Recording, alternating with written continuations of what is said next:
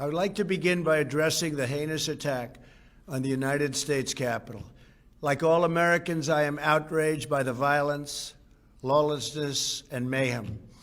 I immediately deployed the National Guard and federal law enforcement to secure the building and expel the intruders. Engaged in the acts of violence and destruction, you do not represent our country. And to those who broke the law, you will pay. New administration will be inaugurated on January 20th.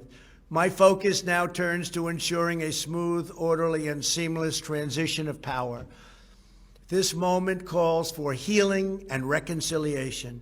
2020 has been a challenging time for our people. A menacing pandemic has upended the lives of our citizens. Regardez, un vaccin n'a jamais été aussi rapide à faire que celui-ci. Nous sommes tellement en avance sur n'importe quel vaccin jamais obtenu dans l'histoire. Vous savez, ces choses prendraient 2, 4, 5, 6 ans, 10 ans. Je pense qu'on va avoir un vaccin. Je vous le dis, d'ici à la fin de l'année, je pense que nous aurons un vaccin. Le principal responsable de la santé du pays, Anthony Fauci, a déclaré que si un vaccin était bientôt mis au point, il pourrait être largement distribué dès janvier prochain. Mais si l'on croit, comme c'est mon cas, dans la République, à un moment, il faut passer par la franc-maçonnerie. C'est qu'une campagne présidentielle, c'est pas simplement une compétition entre personnes. Il y aura beaucoup de cela. L'un dira qu'il est président et qu'il a donc reçu la formation appropriée.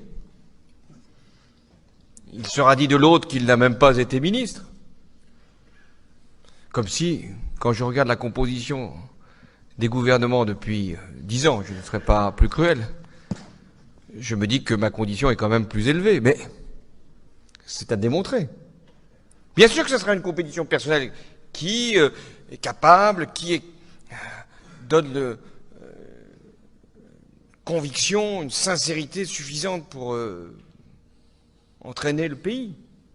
Mais c'est d'abord une élection présidentielle, un enjeu de société, une affaire collective dont le pays doit s'emparer. Pourquoi est-ce que vous allez refuser de vous faire vacciner ? Bonjour, vous allez bien? Moi, Bonjour. effectivement, je suis médecin à Marseille et je parle pas du tout pour mon institution, je parle pour moi. J'ai pas de conflit d'intérêt avec l'industrie vaccinale. J'ai 450 € déclarés sur Transparence Santé. J'ai pas de stock option, j'ai pas d'intéressement financier, contrairement à certains responsables en Angleterre et puis partout dans le monde. Et puis, je suis porte-parole d'un collectif de soignants, de médecins, de chercheurs, d'universitaires, de hauts fonctionnaires, d'artistes, de gens qui travaillent même dans les ARS, de restaurateurs, de citoyens, de parents. Je suis extrêmement honoré d'être leur porte-parole. Et effectivement, et on cherche à sortir de la peur, on cherche à rouvrir l'espace du débat démocratique et scientifique. Je pense qu'il est complètement verrouillé par l'urgence. Louis Fouché, quand Comment disent vos confrères, ils sont, ils vous comprennent ou pas? Non. Alors, je vais essayer de visser quelque chose dans votre tête, en fait, le visser dans votre crâne. Il y a 2 principes fondamentaux en médecine qui datent d'Hippocrate. Et le premier, c'est d'abord ne pas nuire, primum non nocere. Et le deuxième, c'est de peser la balance des bénéfices et des risques. Qu'est-ce que ça veut dire peser la balance des bénéfices et des risques? Ça veut dire, est-ce que vous prendriez un avion pour New York dont vous n'êtes pas absolument sûr que son train d'atterrissage fonctionne?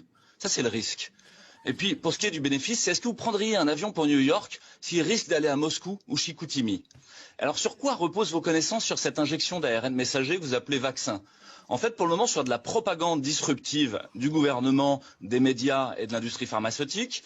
Et puis l'autre point que vous avez sur les AMM conditionnels de l'Agence européenne du médicament, qui sont basés sur les seules données de Pfizer pour le vaccin Pfizer, et sur les données de l'ANSM, l'Agence nationale de sécurité du médicament, qui est basée sur les seules données de l'Agence européenne du médicament, basée elle-même sur les seules données de Pfizer.